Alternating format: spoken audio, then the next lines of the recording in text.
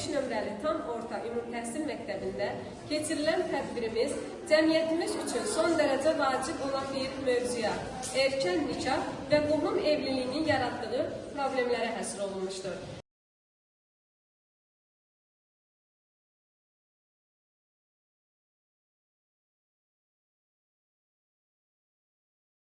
Mənim ən yaxın dostum Zeynəbdir. Mənim ən yaxın dostum Aygündür Biz qərara gəlmişik ki, məktəbi bitirdikdən sonra eyni universitetə qəbul olaq. və eyni iş yerində işləyək. Valideynlərimə bu haqda deyəndə çox sevindi.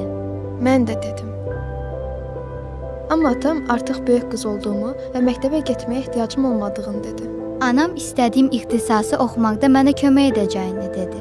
Mənim anam isə xalam oğlu ilə evlənməli olduğumu dedi. Və mən xalam oğlu ilə evləndim. Mən hər gün hazırlığa gedib imtahanlara hazırlaşıram. Xalam oğlu məni çölə çıxmağa qoymur. Anam isə o nə deyirsə onu elə deyir. Yəqin Zeynəb də imtahanlara hazırlaşır. Ana olacağam. Həkimlər uşağımın xəstə olacağını deyir.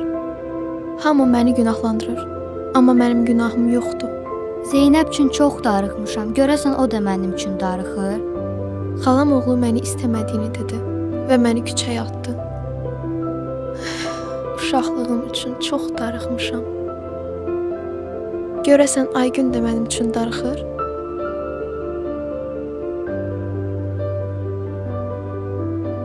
Bizim öz həyatımız, öz xəyallarımız var. Öz istəklərinizə görə bizim uşaqlığımızı qurban verməyin.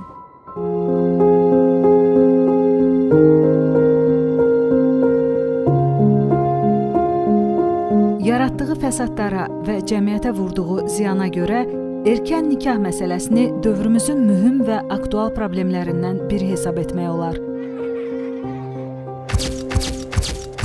Və bu elə bir problemdir ki, təkcə günümüzə deyil, həm də gələcəyimizə mənfi təsir göstərir. Qızların erkən yaşda ailə həyatı qurmağa məcbur edilməsi onların təhsilinə, fərd kimi inkişafına mane olur, psixologiyasına mənfi təsir göstərir. Erkən nikah gələcək nəsillərin sağlamlığı və həyatını təhlükə altına atmaqla yanaşı, həmçinin risklər yaradır. Belə hallar boşanmalara, əlilliyi olan uşaqların dünyaya gəlməsinə və nəticədə sosial cəhətdən həssas qrupların sayının artmasına səbəb olur. Azərbaycanda qanunvericiliyə görə tam fəaliyyət qabiliyyəti olmayan şəxslər uşaq hesab edilir. Belə olan halda uşaqların nikaha daxil olması insan hüquqlarının pozulmasıdır. Erkən nikah qanun pozuntusu olmaqla yanaşı, həm də insan psixologiyasına, xüsusən də azyaşlı qızların sağlamlığına ciddi təhlükə yaradır. Erkən yaşda ərə verilən qızlar 18 yaşdan aşağı olduğu üçün heç bir hüquqi zəmanət olmadan ailə qururlar.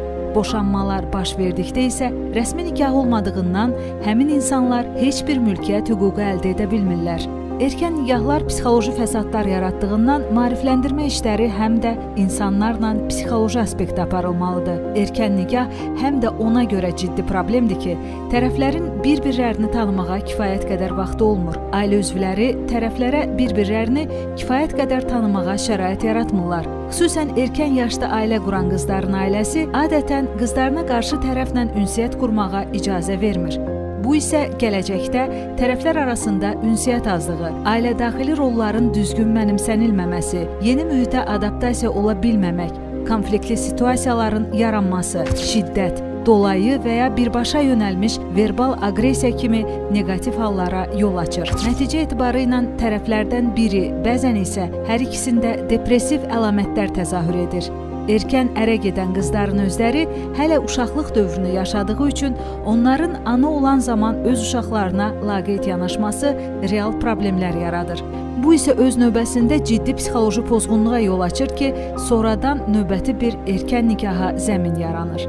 Erkən yaşda ailə quran qızlar təhsildən də uzaq düşür. Təhsil qızlarımızın gələcək həyatı üçün çox vacib amildir. Erkən yaşda qızların nikaha girməsi qeyri-qanuni olduğu üçün çox zaman qadın övladını evdə dünyaya gətirir. Bu isə həm uşağın, həm də ananın sağlamlığı üçün ciddi təhlükə yaradır. Erkən nikah zamanı müəyyən problemlərin vaxtaşırı müzakirə olunmaması və aqressiyanın daxildə toplanması tərəflərdə şuuraltı olaraq neqativ düşüncələrin toplanmasına səbəb olur. Uzun müddət bəhsi gedən neqativ düşüncələr şuur altında toplanır və nəticədə panik atakları olaraq özünü biruzə verir. Erkən nikah probleminin həll olunması onu yaradan səbəblərin aradan qaldırılmasından və ciddi maarifləndirmə işlərinin aparılmasından keçir. Erkən nikahlarla bağlı həm uşaqlar və yeniyetmələr, həm də valideynlər maarifləndirilməlidir. Cəmiyyət olaraq sağlam həyat, xoşbəxt ailə və firavan gələcək naminə erkən nikahlara yox deməliyik. Sağlam gələcəyə gedən yol sağlam ailələrdən keçir.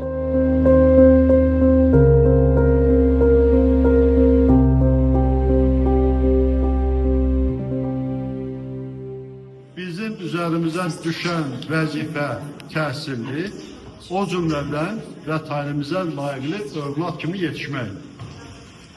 Bizim vəzifəmiz bundan ibarət.